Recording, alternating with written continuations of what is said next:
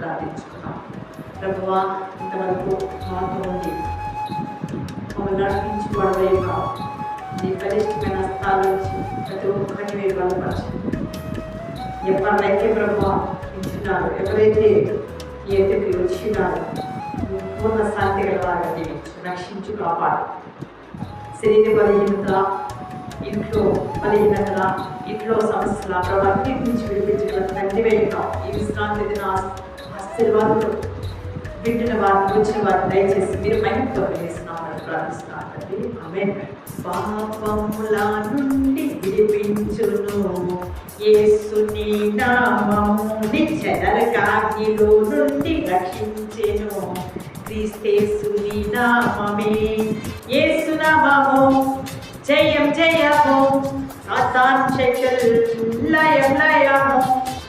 నీవు ప్రేమించిన గొర్రెలన్నింటినీ ఎల్లప్పుడూ చేయి విడువక అంతము వరకు కాపాడు దేవా.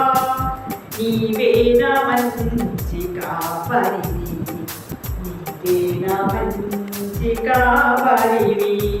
ప్రధాన కాపరిగా నీవు నాకై ప్రత్యక్షమగు ఆ ఘడియ వరకు, ప్రత్యక్షమగు ఆ ఘడియలోన నన్ను నీవు మరువాని దేవా.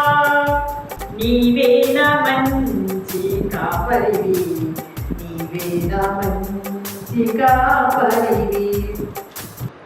ప్రభు సన్నిధిలో దైవ దర్శనం కలిగిన ప్రతి ఒక్కరు ఆయన బిడ్డలుగా ఎలా ఉన్నారు, ఆయన సన్నిధిలో కూర్చుని పరిశుద్ధ సన్నిధానంలోంచి దీవెనకరంగా నడిచినప్పుడు దేవుని వాక్యము బట్టి కొత్త పేరు పెడతా ఉన్నాడు దేవుడు. దేవుని వాక్యం యొక్క పేరు అంటే దేవుని వాక్యంతో ఉన్న సత్యంతో ఉన్న వారికి దేవుని వాక్యం వస్తుంది, నిర్మలమైన వారికి దేవుని వాక్యం వస్తుంది. తెలిసి ఉన్నాం. విశ్వాసం లేకుండా ఆయన ఇట్లేంట అసాధ్యం.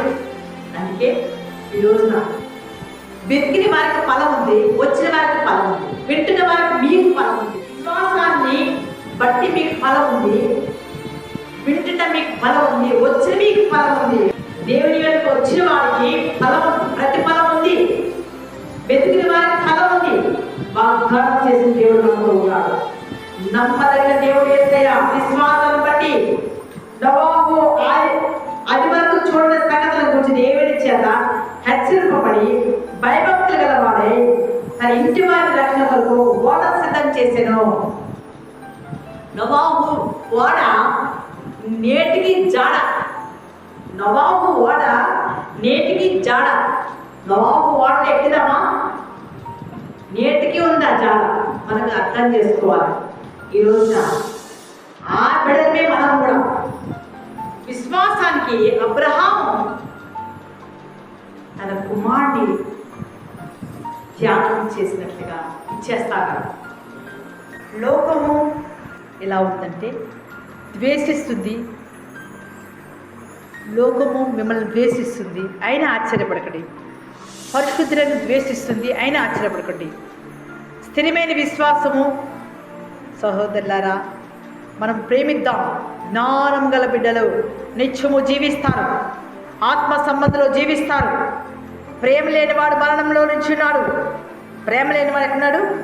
చీకటిలోను, అగాధంలోను, అజ్ఞానంలోనూ ఉన్నాడు. ప్రేమకు వెలకట్టగలమా? సంఘమేళ్ళ దేవుడు భక్తి చూపిస్తున్న బిడ్డలందరి పట్ల దేవుడు ఒక పగ ఉండకూడదని పరిశుద్ధాత్మ దేవుడు మన పట్ల ఆయన త్యాగమయ్యాడు. ఎందుకంటే సహోదరుని ద్వేషించేవాడు నరహంతకుడే. ఏ నరహంతకుని ఎందుకు కూడా నిత్య జీవం ఉండదు. ఈరోజున సంఘంలో మీరందరూ కూడా నిత్య జీవమునకు వారసులుగా మీరు వచ్చిన్నారు. ఆత్మీయతలో మీరున్న మీరు దేవునికి రుణస్థులే మీరు.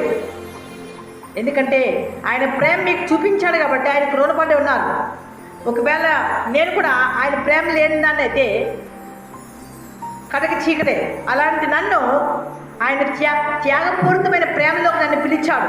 మీరందరూ కూడా ఆఖరికి వచ్చి ఉన్నారు. అపోస్తల కార్యము 7వ అధ్యాయంలోంచి 58వ వచనంలో ప్రభు నీతో మనందరితో ఏమని మాట్లాడుతున్నాడో విందాం. పగ ఉండకూడదు, ప్రేమ వెలకట్టలేము. సంఘం ఎడ్ల భక్తి ఎలా ఉంది మనకి? సంఘం ఎడ్ల భక్తి నిలుస్తుందా? నిలవలేకుండా ఉందా? ప్రభువును గురించి మనం నేర్చుకుంటున్నాం ఈ రోజున. ఏంటంటే హత్య అనేది భయంకరమైనది. మాటల ద్వారా హత్య చేసే వాళ్ళు లేరు, మాటల ద్వారా హత్య చేస్తారు, గాయాల ద్వారా హత్య చేస్తారు, నెమ్మది లేకుండా మాట్లాడి హత్య చేస్తారు చాలామంది. అలాంటి హత్య చేసే వారిని గురించి ప్రభు అంటున్నాడు ఇక్కడ 58వ వచనంలో. చూద్దాం. దేవునికి స్తోత్రం. 58. పట్టణము వెలుపలికి అతన్ని వెళ్ళగొట్టి రాళ్ల రువ్వి చంపిరి. సాక్షులు సౌలు అను ఒక యవ్వనుని పాదం మీద తన వస్త్రములను పెట్టేది. స్టెఫెన్ ఎట్లాంటి వాడండి? ప్రభుతో ఉన్నవాడు. ఈ సౌలు పెద్ద పోలీస్ ఆఫీసర్, కానీ అటువంటి వాడే లాస్ట్కి ఏమైపోయాడు? సౌలు పౌలుగా మారిండు, సౌలే పౌలుగా మారిండు. ఈ స్థితి మరి సౌలు ఇష్టపడ్డాడు. మొదటి స్థితి ఏం చేశాడు? తప్పు చేస్తుంటే, పాపం చేస్తుంటే బాగా లైక్ చేస్తూ ఆనందిస్తున్నాడు. ఇప్పుడు ఈ లోకంలో కూడా సెల్ ఓపెన్ చేస్తే లైక్ చేస్తారు, చెడ్డవాటికి ఎక్కువ లైక్. మంచివాడికి లైక్ ఉండదు. సౌలు లైక్ చేస్తున్నాడు, బాగా చచ్చిపోయింది అని స్టెఫెన్ బాగా ఇష్టపడుతున్నాడు, బాగా మంచిగా చంపింది అనుకున్నాడు. కానీ ఒక రోజుని కళ్ళు పోయిన తర్వాత అప్పుడు దేవుడు తనకు అర్థమైంది, నా దేవుడు గొప్పవాడని సౌలు కూడా తెలుసుకున్నాడు. స్టెఫెన్ చావుకి కారకుడు సౌలైతే తర్వాత మారిన తర్వాత పౌలు చాలా బాధపడ్డాడు. నేను ఎంత పాపాత్మున్నో, నాలో పరిశుద్ధత లేదని ఏడ్చాడు. రాళ్లతో కొడుతున్నప్పుడు ఆనందించాడట సౌలు. తర్వాత ఎంతగానో ఏడ్చేశాడు. నేను పాపం చేశానయ్యా అని ఏడ్చాడు. స్టెఫెను బాధకి కారకుడైన వాడు ఎవరు? సౌలే కదా. అందుకని యవ్వనస్తులైన మనందరిలో కూడా రాళ్ళు రువుతారేమో, దేవుని బిడ్డల మీద రాళ్ళు రువుతారేమో, జాగ్రత్త సుమి. సౌలు నెమ్మది లేకుండా కళ్ళు పోయిన 3 రోజులకి మళ్ళా పౌలుగా మార్చుకున్నాడు. ఈ రోజున దేవుని సాక్షి నిలుపుకున్నాడు. కీడుకు మేలు చేద్దామా, కీడుకు కీడు చేద్దామా?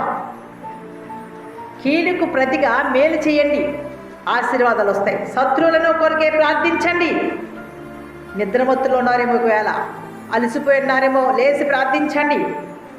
నిద్ర అవస్థలో ఉన్నారేమో, ప్రభు పాదాల చెంత మూడపెట్టండి. నాకు బాగా నిద్ర వచ్చేస్తుంది ప్రభు అని అనుకున్నా. ఏంటి ఇంతలాగా సాతాన్ని నిద్ర పెట్టేస్తానని లేచి కూర్చున్నా, ప్రార్థన చేసిన, ఎక్కడ లేని నిద్రపోయింది. బైబిల్ చదువుకుంటా కూర్చున్నా. ప్రభు మంచి వర్తమానంతో మీ మధ్యలోకి వచ్చాను. గ్రహింపజాలని జ్ఞానం ఇస్తాను. యేసుక్రీస్తును కోరిన బిడ్డలుగా ఉంటాను. దృష్టి పరలోక సంబంధమైనప్పుడు మీ నమ్మిక ఏం చేస్తుందండి? యోహాను పత్రిక దేవుని పిల్లగా ఉన్న మనం 5వ అధ్యాయంలో 2వ వచనంలో చూద్దాం. యోహాను పత్రిక. మనము దేవుని ప్రేమిస్తున్నాం, ఆయన ఆజ్ఞ నెరవేర్చేవారు అయితేమా? నిజంగా ఆయన మాట వింటారా? లోపడతారా? భక్తి ఉందా? దేవుని ప్రేమిస్తున్నారా? నాకైతే తెలియదు. ఆజ్ఞలు గైకుంటేనే ఆయన పిల్లలు. సంపూర్ణం కలిగిన వారే పరిశుద్ధులు, అసంపూర్ణులు పరిశుద్ధులు కాదు. మనం ఆజ్ఞ గైకుంటే ఏంటంటే ఆయన భారంగా లేడు మనకి. ఆజ్ఞలు గైకుంటే తేలికైపోతారు. మీకు భారం ఉన్నదంటే గుండె నిండా యేసు ఉంటే దుఃఖమైన సంతోషం. గుండె నిండా యేసే. దేవుని మూలంగా పుట్టిన వారందరూ కూడా లోకమును జయించారు. లోకమును జయించిన విషయం ఏంటంటే విజయము మీ విశ్వాసమే. ఎవరినో గుర్తు చేసుకుంటూ, ఎవరినో అనుకరిస్తూ, ఎవరినో పెట్టుకుంటే ఉంటే నీకు విజయం రాదు. నా కుమారుడా, దేవుని కుమారుడుగా ఉన్నట్లయితే లోకమును జయిస్తావు. నికోదేము ఆత్మ ద్వారా బాప్టిజం తీసుకోలేదు. ప్రభు వచ్చాడు, నీవు తీసుకున్న బాప్టిజం నాకు నచ్చలేదు, ఆత్మతో బాప్టిజం తీసుకోలే అంటే నీళ్ళ ద్వారా రక్తం ద్వారా వచ్చిన వాడు ఈయనే, అనగా యేసుక్రీస్తే.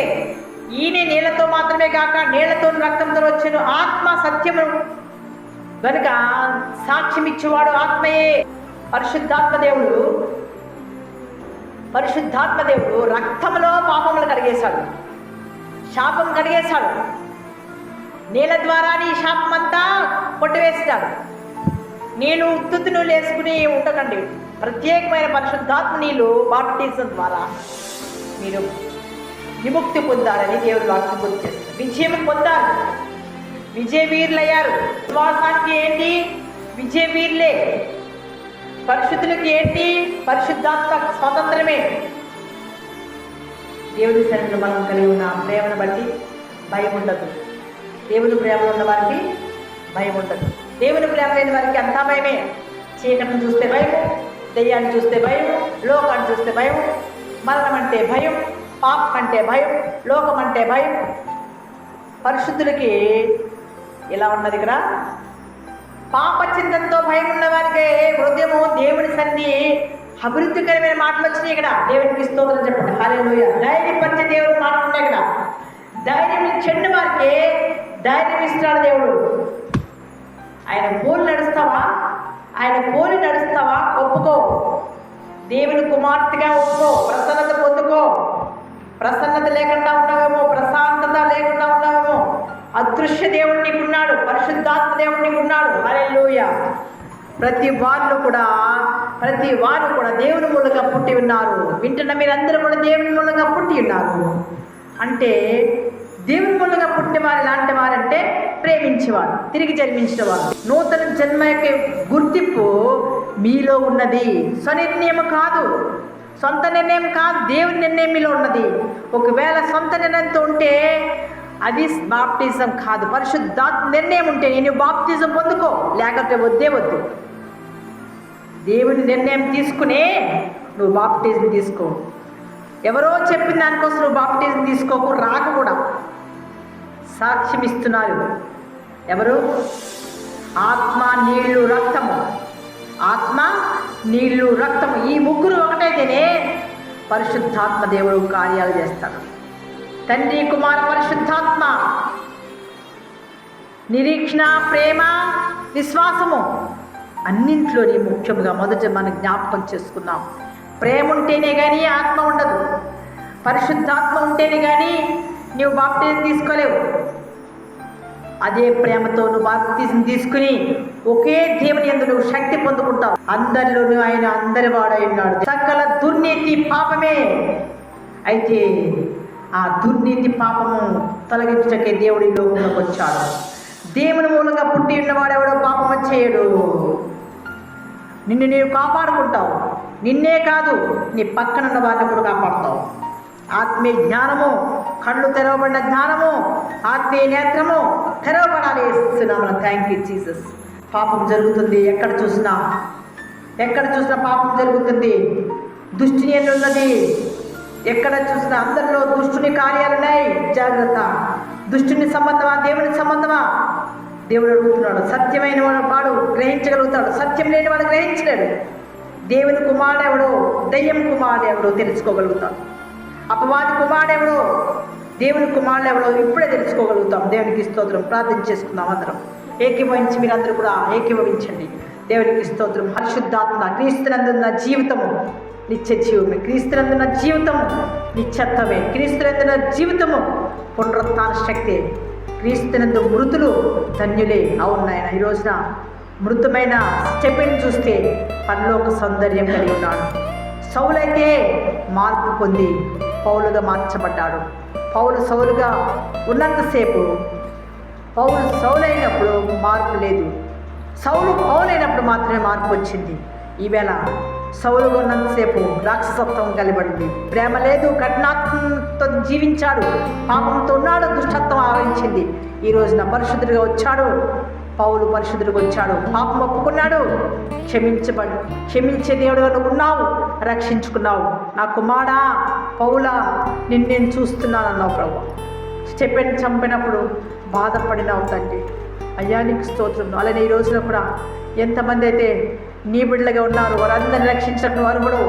భూమి మీద దిగులు పడిన బిడ్డలుగా దీవించమని, రక్షించమని, బలపరచమని, వీరి హస్తాలను, వీరి కష్టార్జితమును సమస్తంలో కూడా దీవించి ఆశ్రయించమని అయ్యా, వీరి కష్టంలోనూ నష్టంలోనూ నిన్ను తలంచే బిడ్డగా నీ శ్వాసంగా బలపరచులాగన బలం పొందుకుంటే కృప చూపించండి. నీ సన్నిధి కాంతి కుటుంబానికి, సంఘానికి, బిడ్డలందరికీ మీరు అనుగ్రహించి మీరు మహిమ పొందమని యేసయ్య శక్తివంతమైన నామమును బట్టి ప్రార్థిస్తున్నాను తండ్రి. ఆమేన్. ప్రభు కృప మీకు తోడేగాక. ఆయన సన్నిధాన దీవెనలు, ఆశీర్వాదములు మీకు కలిగి ఉండాలని ప్రభు ఆశపడుచున్నాడు. పరిశుద్ధాత్మ దేవుడు సాక్ష్యం మీ పట్ల పలకబోతున్నాడు. నా కుమారుడా అని ఆయనే చెప్తాడు మిమ్మల్ని గురించి. ఆత్మలో పాలు పొందుకున్న మీరు, ఆత్మలో జీవిస్తున్న మీరు, మనకు రక్షకుడైన యేసు ప్రభు గారు మనతో ఉన్నాడు. మన సాక్ష్యం ఉత్తిదే, ప్రభు సాక్ష్యం గొప్పదని గుర్తు చేసుకోండి. ప్రభు మన కోసం వచ్చి ప్రాణం పెట్టి దైవ కుమారుడుగా మనకి ఈ లోకంలోకి వచ్చి అదృశ్య దేవుడిగా, దేవుడు ప్రసన్నత మనం కలిగి ఉన్నాం. ఆయన సమీపంగా ఉన్న దేవుడు కాడు, దూరం ఉన్న దేవుడిది కాడు, ఆయన సమీపంగా ఉన్న దేవుడే. మీరు అనుకోవచ్చు ఎక్కడో ఉన్నాడు దేవుడు అనుకోవచ్చు, కానీ ఆయన మీ పక్కనే ఉన్నాడు. దూరం ఉన్న దేవుడు కాదు, ఆయన సమీపంగా ఉన్న దేవుడే. హల్లెలూయా. ఎవ్వరు కూడా ఎప్పుడు కూడా చూడకపోవచ్చు. ఆయన అదృశ్య దేవుడు, పరిశుద్ధాత్మ దేవుడు. సంపూర్ణంగా వినయంగా వచ్చినట్లయితే, పూర్ణ నిర్ణయంతో ఆయన ఎదుగు వచ్చినట్లయితే, పూర్ణ నిర్ణయం కలిగినప్పుడు సంపూర్ణంగా ఉంటారు. అసంపూర్ణంగా ఉంటారు. దేవునికి స్తోత్రం. హల్లెలూయా. సాక్ష్యమిచ్చిదా మన స్వామి యేసు దేవుడనుచు సాక్ష్యమిచ్చిదా. ఎంతమంది సాక్ష్యం పలకాలని ఆశపడుచున్నాడో నెక్స్ట్ వారం ఈ సాక్ష్యం వచ్చి పంచుకోండి, ఒప్పుకోండి. ప్రభు బిడ్డలుగా దైవ కుమారుని యొక్క శక్తిని మీరు కలిగి ఉండండి, దైవ ప్రసన్నతను కలిగి ఉండండి. దేవుని ప్రేమ ఆత్మ సంబంధంగా ఉన్నది. స్థితిని ఇది మారుస్తుంది, స్థితి మార్చబడుతుంది, ఈ పరిస్థితి మార్చబడుతుంది. క్రీస్తు యేసు నీలో నివసిస్తున్నాడు. దేవుని ప్రేమ ధైర్యాన్ని ఇస్తుంది. ధైర్యం చెండిపోయిన వారైతే పరిశుద్ధమైన దేవుని యొక్క న్యాయ తీర్పు దగ్గరికి మీరు రాబోతున్నారు. న్యాయం తీర్చి దేవుడు మీకున్నాడు. న్యాయాధిపతి మీ ఇంటి వాకిటి నిలిచి ఉన్నాడు. ధైర్యం పొందుకోండి. పాప చింతనతో భయం వస్తుంది.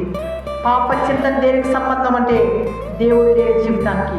ఆత్మ సంబంధులు అభివృద్ధిలోకి వెళ్తున్నారు. ఆయన యందు కలిగి, ఆయన ప్రేమలో కలిగి జీవిస్తున్నారు. దేవుని ప్రేమించిన వారికి ఏముంది? సాక్ష్యం ఉంది. ఇప్పుడు నీ పట్ల సాక్ష్యం ఇచ్చాడు దేవుడు. నిన్ను ప్రేమిస్తున్నాడు దేవుడు, నిన్ను ప్రేమిస్తున్నాడు. పగ ఉండకూడదు, అబద్ధం ఉండకూడదు. వెలకట్టలేని ప్రేమ నీది, దేవునిదే ఉండాలి. వెలకట్టలేమండి దేవుని ప్రేమ. దేవుని ప్రేమ నిలవాలంటే ఆజ్ఞ అతిక్రమించొద్దు. క్రీస్తు యేసు ప్రేమ మీలో ఉండాలంటే ముందు క్రమంగా సహోదర ప్రేమ నిలవాలి. దేవుని ఆజ్ఞ గైకుంటున్నామని చెప్పి పక్కన్న సహోదరుని ప్రేమించలేని వారు ఎలాంటి వాడండి? దేవుని మూలంగా పుట్టినవాడు కాడు. అందుకని జాగ్రత్త. నూతన జన్మ యొక్క విధానం మనం నేర్చుకున్నాం. లోబడిన జీవితాల్లో లక్ష్యము ఏంటో మనం నేర్చుకున్నాం. సంఘమేళ్ల భక్తి ఏంటో మనం నేర్చుకున్నాం. దేవుని పిల్లలు ఎవరో, లోకం పిల్లలు నేర్చుకున్నాం. దేవుని ప్రేమించిన వారికి ఆజ్ఞలు గైకుంటారని నేర్చుకున్నాం. ఈ విశ్వాసము జయించిన వారికి అట్టి ఉంటుంది. దేవుని మూలంగా పుట్టిన వారికి జయమున్నది. లోకమును జయించిన విశ్వాసము ఏంటంటే మీ విశ్వాసమే. దేవుడికి తోడేండి కాక. ఆమేన్. హల్లెలూయా. ఇప్పుడు మన మధ్యలో అయ్యగారు వాక్యం పంచుకోనన్నారు. దేవుడికి స్తోత్రం. హల్లెలూయా.